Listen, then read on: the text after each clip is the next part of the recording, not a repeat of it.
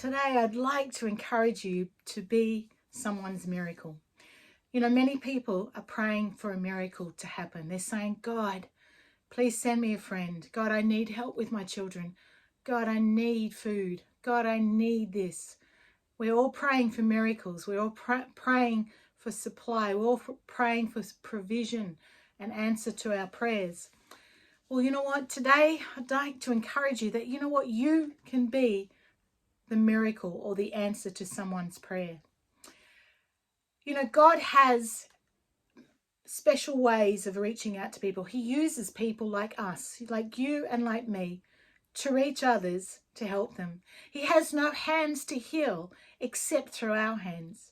He has no voice to encourage us or others except through our voice. And he has no arms to hug except through our arms. You may not realize it, but you are a miracle waiting to happen in the life of somebody else. There is bound to be someone you know who is lonely. They're praying for a friend. Well, you're the miracle that they're waiting for.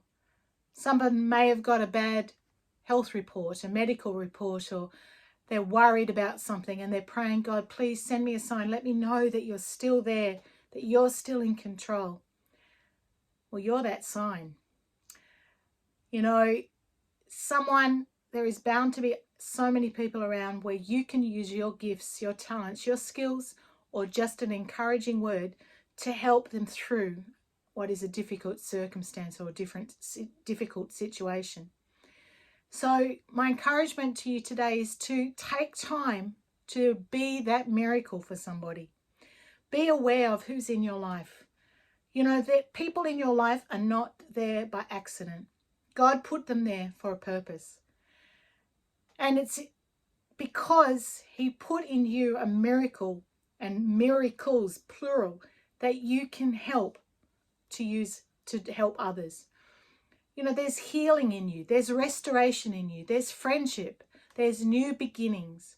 Life is so much more rewarding when you realize that you can be the answer to somebody's prayer. You can lift someone who's fallen. You can restore the broken.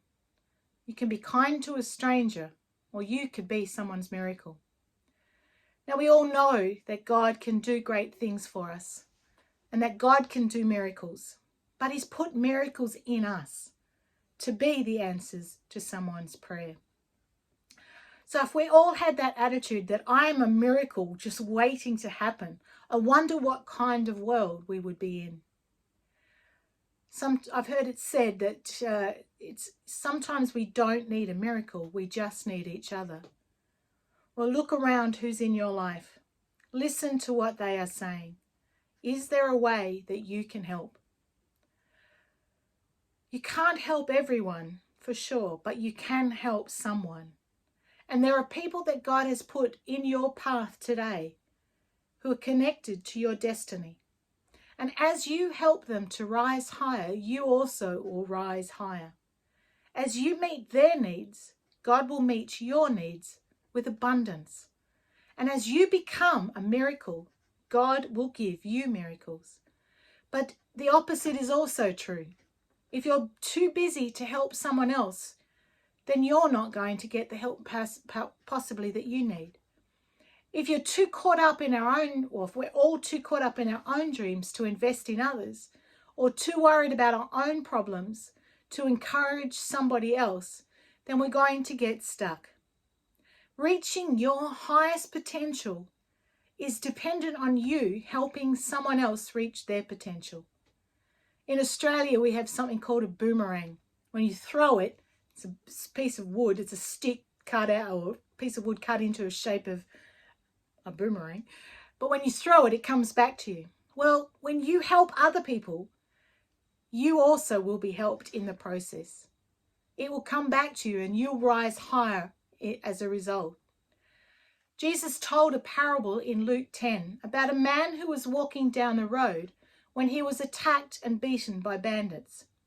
They left him on the ground, almost dead. In a little while, a priest came by. He saw the man from a distance and thought, oh boy, he's in bad shape. He sure needs a miracle. I'll be praying for him. And then he kept on going. Then another man came by, a Levite or an assistant to the priests, who did a little better.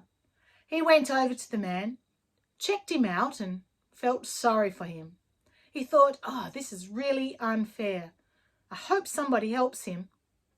And then he went on down the road. Then a third man came by, who was a Samaritan.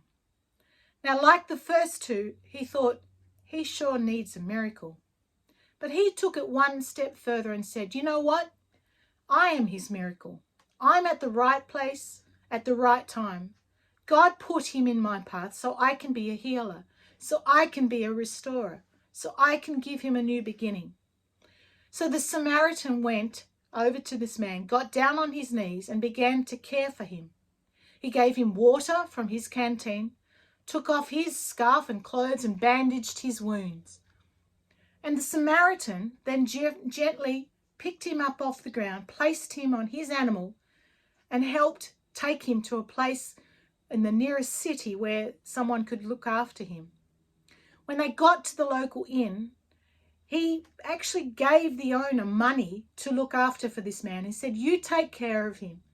Let him stay as long as he would like. Give him anything that he needs. And I promise that when I come back, I'll pay for anything extra in expenses.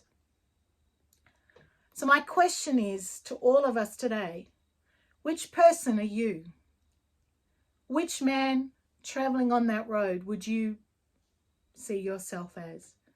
You know, it's so easy to get so busy and think that we don't have time to help others, that we have our own problems, and so we don't have time to help anyone else.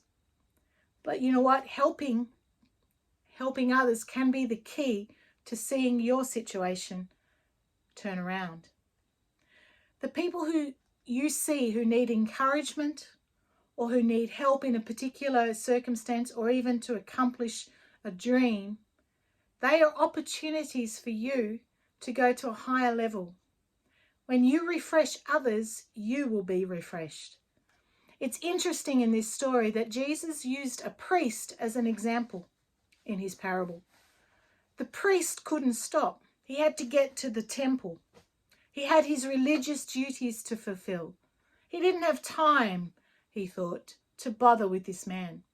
After all, he thought if he helped him, he might get his white robe bloody or unclean. He might not look presentable at the temple. He had all kinds of excuses. But you know what? True religion, which is not religion, gets dirty. True religion doesn't hide behind stained glass or fancy clothes. It goes to where the needs are. That is God's heart for us, to love each other, to be the miracle for them. You know, when you get down low to lift somebody up, in God's eyes, you can't get any higher. The closest thing to the heart of God is helping hurting people. When you take time to restore the broken, when you take time to pour healing oil on their wounds or encourage them or wipe away their tears, that's what Jesus talked about when he said, love one another.